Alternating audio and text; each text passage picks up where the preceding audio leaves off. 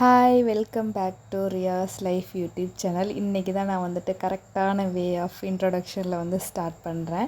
இன்றைக்கி என்ன வீடியோ பார்க்க போகிறோன்னு சொன்னிங்கன்னா பார்த்திங்கன்னா நான் எப்போதும் ஃபாலோ பண்ணுற ஒரு சில பூஜா ரூம் டிப்ஸ் தான் நான் அவங்க கூட ஷேர் பண்ணிக்கலாம் அப்படின்ட்டு. இது வந்து நல்லாயிருக்கும், ட்ரை பண்ணி பாருங்கள். நம்ம கொஞ்சம் பாசிட்டிவாக வச்சுருக்கோம் இந்த மாதிரிலாம் நம்ம இருக்கும்போது. ஃபஸ்ட்டு வந்துட்டு எப்போதுமே ஒரு வீக்லி ட்வைஸ்னாச்சும் இல்லை அட்லீஸ்ட் ஒரு தடவைனாச்சும் நம்ம பூஜை ரூமில் இருக்கிற பிராஸ் ஐட்டம்ஸ் எல்லாம் நம்ம வந்துட்டு வாஷ் பண்ணணும். மேக்ஸிமம் வந்துட்டு டியூஸ்டே ஃப்ரைடே வந்துட்டு வாஷ் பண்ணக்கூடாது. நான் வந்து கொஞ்சமாக பீதாம்பரி, அதுக்கப்புறமா வந்துட்டு லெமன், சோடாப்பு இது மூணுத்தையும் நல்லா மிக்ஸ் பண்ணிவிட்டு ஃபஸ்ட்டு இந்த நம்ம எண்ணெய் இந்த மஞ்சள் குங்குமம்லாம் வச்சுருக்குறோம்ல அதை வந்து சோப் வச்சு வாஷ் பண்ணிவிட்டு அதுக்கப்புறம் நம்ம வச்சுருக்கிற அந்த பீதாம்பரி வச்சு நல்லா தேய்ச்சிட்டோம் அப்படின்னா நல்லா பளிச்சாயிடும். ரொம்ப ஹார்டாக தேய்க்க தேவையில்ல, லைட்டாக தேய்ச்சாலே இந்தளவுக்கு பளபளப்பாயிடும். இது வந்து நல்லா வாஷ் பண்ணிவிட்டு நம்ம என்ன பண்ணுறோன்னா நல்லா ட்ரை கிளாத் வச்சுட்டு தொடச்சி எடுத்துடுறோம். அந்த இது இல்லாமல் வந்து தொடச்சி எடுத்துட்டு அதுக்கப்புறம் எப்போதுமே ஒரு நல்ல ஸ்மெல், நம்ம வந்துட்டு ஒரு கோவிலுக்குள்ளே போயிட்டு வந்தால் நமக்கு எப்படி ஒரு ஸ்மெல் வரும். ஒரு பூஜை ரூமுக்குள்ளே போனாலே நம்மளுக்கு வந்து ஒரு பாசிட்டிவ் வைப்ரேஷன் ஆகும்.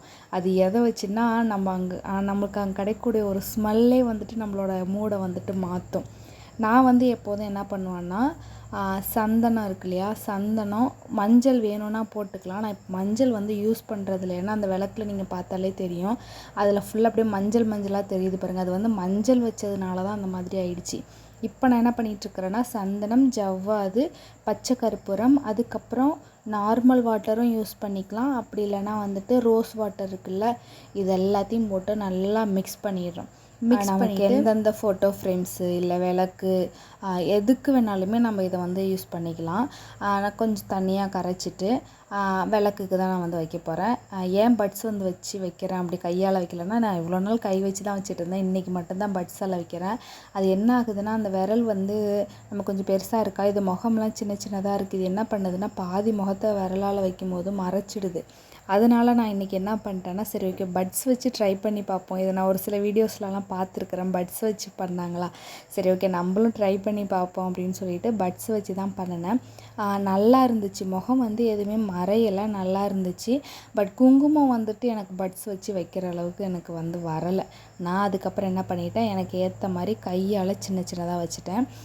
எப்போதுமே வந்து விளக்குக்காக இருந்தாலும் சரி, ஃபோட்டோ ஃப்ரேம்காக இருந்தாலும் சரி, நம்ம ஒரு அந்த ஒத்தப்படையில் வர மாதிரி நம்ம போட்டு வச்சுக்கிறது வந்து நல்லதுன்னு சொல்லுவாங்க. நானும் அதை தான் ஃபாலோ பண்ணிகிட்ருக்கிறேன். ரெட்டைப்படையில் நம்ம எதுவுமே செய்ய மாட்டோம். மோஸ்ட் ஆஃப் எல்லா ஒரு நல்ல விஷயம் எதுவாக இருந்தாலும் அதை வந்து நம்ம ஒத்தப்படையில் தான் செய்வோம்.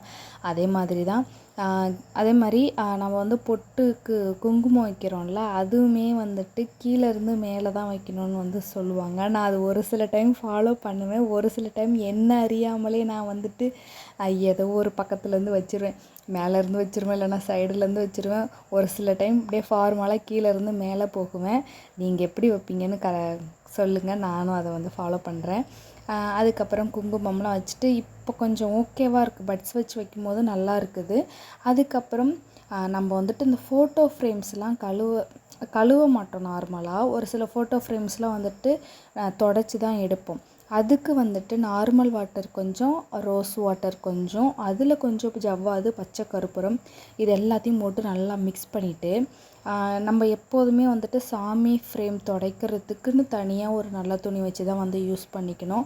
நம்ம வந்து இந்த ஸ்லாப் துடைக்கிறது, மற்ற அந்த கீழே ஏதாவது குப்பை துடைக்கிறது அதை வச்சு திரும்ப நம்ம ஃபோட்டோ ஃப்ரேம்ஸ்லாம் வந்து துடைக்கக்கூடாது.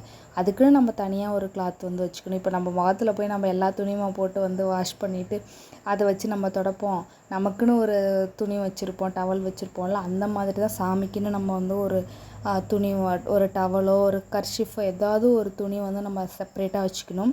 ஸோ அந்த நார்மல் வாட்டர் வச்சு வாஷ் பண்ணுறதை விட இந்த மாதிரி நம்ம கொஞ்சம் எசன்ஸ்லாம் போட்டு நம்ம வாஷ் பண்ணும் போது இதிலேருந்து ஒரு அரோமா வரும், நல்லா அது ஒரு ஃபீல் ஆகும். இதெல்லாம் வந்து ட்ரை பண்ணி பாருங்கள். இந்த வாசனைலாம் வந்துட்டு நல்லா இருக்கும். நம்மளுக்கே வந்துட்டு ஒரு மூடு சரியில்லை, நமக்கு வந்து ஒரு மாதிரி டிப்ரெஸ்டாக இருந்தோம் அப்படின்னா இந்த மாதிரி எல்லாம் ஒரு நல்ல ஸ்மெல் வரும்போது நமக்கு ஆட்டோமேட்டிக்காக நமக்கு ஒரு பாசிட்டிவ் வைப்ரேஷன் வந்து நடக்கும். அது வந்து ஃபீல் பண்ணவங்களுக்கு மட்டும்தான் அது வந்து அதோட அருமை தெரியும். நான் வந்து கிட்டத்தட்ட ஒரு 1.5 வருஷம் கிட்ட நான் இந்த மாதிரியே தான் நான் வந்து ஃபாலோ பண்ணிகிட்ருக்கிறேன். அதே மாதிரி தான் நம்மளுக்கு எந்த டிசைனில் பொட்டு வைக்கணும்னு தோணுதோ அந்த டிசைனில் வந்து பொட்டு வச்சுக்கலாம். நான் இன்றைக்கி கொஞ்சம் டிஃப்ரெண்ட்டாக ட்ரை பண்ணேன். மாலை போடுற மாதிரி இதுலேயே நம்ம அந்த சந்தனத்து மேலேயே நம்ம வந்துட்டு குங்குமமும் வந்து வச்சுக்கலாம். நான் வந்துட்டு ஒரு சில இடத்துல மட்டும்தான் வச்சுக்கிட்டேன். ஸோ இதுவுமே எல்லாத்துக்குமே அதேமாரி தான் நம்ம வந்துட்டு ஒத்தப்படையில் வைக்கிறது தான் வந்துட்டு நல்லது. காலங்காலமாக அதை தான் ஃபாலோ பண்ணிகிட்ருக்குறோம். நானும் அதை தான் ஃபாலோ பண்ணிகிட்ருக்கிறேன். அது மாதிரி நான் வந்துட்டு விளக்குக்கு, ஃபோட்டோ ஃப்ரேம்ஸ்க்கு எல்லாத்துக்குமே வந்துட்டு எல்லாத்துக்குமே வந்துட்டு பொட்டு வச்சாச்சு. இப்போ வந்து என்ன பண்ண போகிறோன்னா, விளக்கெல்லாம் நம்ம நார்மலாக வந்துட்டு தரையில் வைக்க மாட்டோம். ஏதாவது ஒரு பிளேட்டில் வச்சு தான் வைப்போம். அதில் வந்து என்ன பண்ணுறோன்னா கொஞ்சம் வந்து அட்சதையை போட்டு வைக்க போகிறோம். நான் இவ்வளோ நாள் வந்துட்டு நான் மாற்றி மாற்றி வைப்பேன். பட் இப்போ கொஞ்ச நாளாக என்ன ஆகிறதுனா வெறும் பச்சரிசி மட்டும்தான் வச்சேன். மஞ்சத்தூள் கலந்து இந்த மாதிரி நான் வந்து வைக்க கிடையாது. பட் இன்றைக்கி தான் வந்துட்டு திரும்ப பேக் டு ரொட்டீனுக்கு வந்து வந்திருக்கிறேன். ஒரு பிளேட்டில் வச்சுட்டு அதில் நம்ம நல்லா நிரப்பிக்கிட்டு அந்த விளக்கு வைக்கிறதுக்கு கீழே ₹1 காயின் வச்சுட்டு அதுக்கு மேலே வந்து என்ன பண்ணுறோன்னா விளக்கு வைக்க போகிறோம். நான் வந்து ஒரு 3 விளக்கு வச்சுருக்கிறேன். 3 விளக்குலேயுமே வந்துட்டு அந்த மாதிரி தான் பண்ண போகிறேன். மெயினாக நம்ம பூஜை ரூமில் வந்து என்ன பண்ணணுன்னா ஒரு விளக்கு ஏற்றவே கூடாது. அதுக்கு துணை விளக்கு கண்டிப்பாக ஏற்றணும். 2 லட்சுமி விளக்கு இல்லைன்னா நீங்கள் என்ன பண்ணலான்னா ஒரு அகல் விளக்கு கூட ஏற்றிக்கலாம். பட் கண்டிப்பாக 2 விளக்கு ஏற்றணும். இப்போ நீங்கள் ஒரு லட்சுமி விளக்கு வந்து ஏற்றுறீங்க அப்படின்னா அதில் 2 திரி போட்டுக்கணும். இல்லை நம்ம வந்துட்டு இப்போ 2 லட்சுமி விளக்கு ஏற்றுறோம் அப்படின்னா ஒத்த படையில் வந்துட்டு நம்ம திரி போட்டுக்கிறது வந்து நல்லது. அதே மாதிரி அந்த எண்ணெயை வந்துட்டு தலையில் தடவக்கூடாது. தனியாக அது துணியில் தான் வந்து துடைக்கணும். ஸோ நானும் வந்துட்டு எல்லா விளக்குக்கும் ஒத்த திரி தான் வந்து போட்டிருக்கிறேன். எல்லாத்துக்கும் திரி போட்டுட்டு ரெடி பண்ணி வச்சாச்சு. அதுக்கப்புறம் ஒரு சில பொருள்லாம் வந்துட்டு நான் எப்போதுமே வந்து வச்சுருப்பேன். அது என்னென்னு சொல்லிட்டு பார்க்கலாம். எப்போதுமே நம்ம வீட்டில் வந்துட்டு மஞ்சள், குங்குமம், திருநீர் இது 3மே வந்துட்டு குறையாமல் வந்து வச்சுருக்கணும்.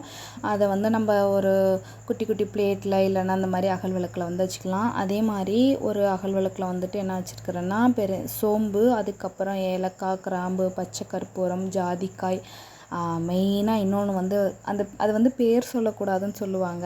அது வந்து என்னென்னு பார்த்தா வசம்பு. ஸோ கண்டிப்பாக அதெல்லாம் நம்ம வந்துட்டு வச்சுருக்கிறது ரொம்ப நல்லது. அதுக்கப்புறம் கோமதி சக்கரம் இதுவுமே வந்துட்டு ஒத்தப்படையில் தான் நான் வந்து வச்சுருக்கிறேன். 11 வச்சுருக்கிறேன். அதுக்கப்புறம் ஒரு கலசத்தில் வந்துட்டு காயின்ஸ், அதுக்கப்புறம் இன்னொரு கலசத்தில் வந்துட்டு உப்பு, மெயினாக வந்துட்டு கண்ணாடி வச்சுருக்கணும். ரிஃப்ளெக்ஷன் நம்ம அதுக்கு முன்னாடி என்ன வைக்கிறோமோ அது நம்மளுக்கு வந்து டபுளாக கொடுக்கும். ஸோ எல்லாமே வந்துட்டு ஒரு மங்களகரமான பொருட்கள் எல்லாம் நம்மளால் முடிஞ்ச அளவுக்கு வச்சுக்கிறோம். அதுக்கப்புறம் என்னென்னு பார்த்திங்கன்னா எப்போதுமே குலதெய்வ சொம்பு நம்ம வச்சுருக்கணும். ஸோ நம்ம டெய்லியும் குலதெய்வ கோயிலுக்கும் போகிறது கிடையாது, முடியாது. அது டெய்லியுமே நம்மளால் போக முடியாது. அதுக்காக நம்ம குலதெய்வத்துக்காக வேண்டி அது இப்போ ஒரு சொம்பு நிறையா தண்ணி நிரப்பிட்டு மங்களகரமான பொருட்கள் 3, 5 அப்படின்ற கணக்கில் வந்து நம்ம போட்டுக்கலாம். அது வைக்கிறது மட்டும் இல்லாமல் நார்மல் வாட்டரும் வந்து ஒரு கிளாஸில் வந்து வச்சுக்கணும். அதே மாதிரி அன்னபூர்ணி சிலைக்கு முன்னாடி கண்டிப்பாக கோமாதா வந்து வச்சுருக்கணும். ஸோ இப்படி தான் வந்துட்டு ஒரு சில அரேஞ்ச்மெண்ட்ஸ்லாம் வந்து வச்சுருக்கணும் நம்ம. அதுக்கப்புறம் என்னென்னு பார்த்திங்கன்னா ஒரு பவுல் நிறையா கல்லுப்பு, நான் கண்ணாடி பவுலில் வைக்கிறது தான் நல்லது. நானும் அதில் தான் வச்சுருக்கிறேன்.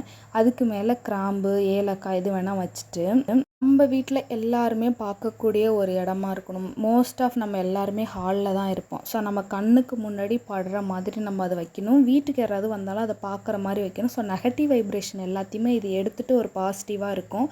அதுக்கப்புறமா வீக்லி ஒன்ஸ் ஃப்ரைடேனாச்சும் நம்ம என்ன பண்ணுறோன்னா ஒரு லெமனை கட் பண்ணி மஞ்சள் குங்குமம் வச்சு இது வாசலுக்கு வந்து வெளியில் வைக்க போகிறோம். எப்போதுமே நான் வந்து இதை வைப்பேன்.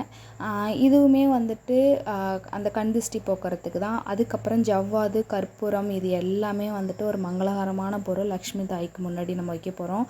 இப்போ இவ்வளோக்கும் செய்கிறோம்ல, சாமியை வந்து பட்னி போட்டு நம்ம சாமி கும்பிடக்கூடாது. ஸோ அவங்களுக்கு ஏதாவது ஒரு நைவேத்தியம் கண்டிப்பாக வைக்கணும்.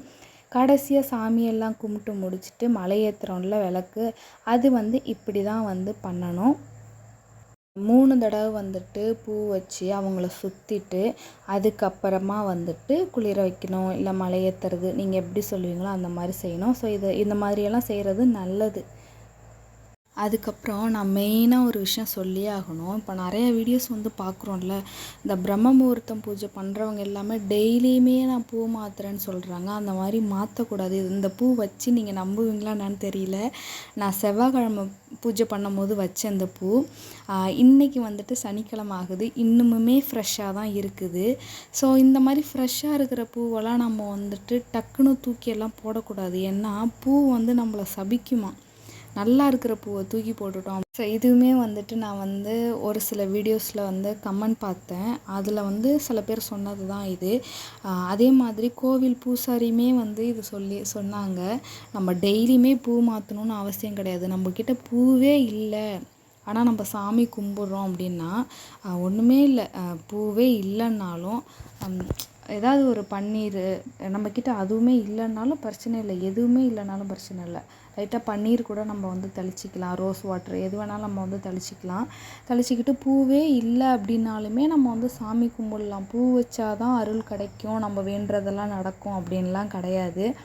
ஆனால் வந்து நிறைய பேர் வந்து சொல்கிறது என்னன்னா, பூ நல்லா இருந்தாலும் அடுத்த நாள் நம்ம பூஜை பண்ணும்போது அதை தூக்கி போட்டணும்னு வந்து பண்ணுறாங்க. அவங்கக்கிட்ட இருக்க அவங்க பண்ணுறாங்க. அது வந்து எனக்கு தெரிஞ்சு நான் அதை பண்ணவே மாட்டேன். அந்த பூ வந்து ஒரு அளவுக்குனாச்சும் நம்மளுக்கு வந்து ஒரு டல்னஸ் இருக்கணும், வாடி இருக்கணும். இல்லை ஒரு மாதிரி சில பூவெல்லாம் வந்துட்டு அடுத்த நாளே வந்துட்டு ஒரு மாதிரி கலர் மாதிரி ஆகிடும், ஒரு மாதிரி அழுகி போன மாதிரி ஆகிடும். அப்படி இருக்கும்போது மட்டும்தான் நம்ம பூவை வந்து மாற்றணும். அதை டெய்லியுமே மாற்றுறது வந்துட்டு என்னை பொறுத்த வரைக்கும் அது நல்லது கிடையாது. ஸோ எனக்கு தெரிஞ்சது தான், நான் இதை தான் வந்து நான் ஃபாலோ பண்ணிகிட்ருக்கிறேன். நீங்கள் எப்படின்னு வந்துட்டு சொல்லுங்கள். பூ டெய்லி மாற்றணும்னு அவசியம் கிடையாது. நிஜமாலுமே இந்த பூவெல்லாம் வச்சு பார்த்துக்கோங்க. எத்தனை டேஸ் ஆகுதுன்னு கணக்கு பண்ணிக்கோங்க. அது இன்னமும் நல்லா தான் இருக்குது. நான் இன்னமும் மாற்றாம தான் இருக்கிறேன். நான் டெய்லியும்லாம் பூ மாற்ற மாட்டேன். ஸோ எனக்கு தெரிஞ்சதை வந்து நான் உங்கள் கூட ஷேர் பண்ணிக்கிட்டேன். ஸோ கண்டிப்பாக வந்துட்டு இந்த வீடியோ உங்களுக்கு யூஸ்ஃபுல்லாக இருக்கும்னு நம்புகிறேன். இதில் ஏதாவது நான் மிஸ்டேக் பண்ணியிருந்தேன் அப்படின்னா நீங்கள் கமெண்ட் பண்ணுங்கள். கண்டிப்பாக நான் வந்து அதை சேஞ்ச் பண்ணிக்கிறேன். நல்லதாக இருந்துச்சுன்னா நான் அதை வந்து அது சேஞ்ச் பண்ணிக்கிறேன். ஓகே, நம்ம வீடியோ பிடிச்சிருந்தது அப்படின்னா நம்ம சேனலை வந்து சப்ஸ்கிரைப் பண்ணிக்கோங்க. அடுத்தடுத்து வந்துட்டு இந்த மாதிரி எனக்கு தெரிஞ்ச டிப்ஸ்லாம் வந்து நான் உங்க கூட ஷேர் பண்ணிக்கிறேன். ஸோ எப்போதுமே வந்துட்டு பாசிட்டிவாக திங்க் பண்ணுங்கள். பாசிட்டிவாக அது நல்லதே நடக்கும் உங்களுக்கு. பாய்.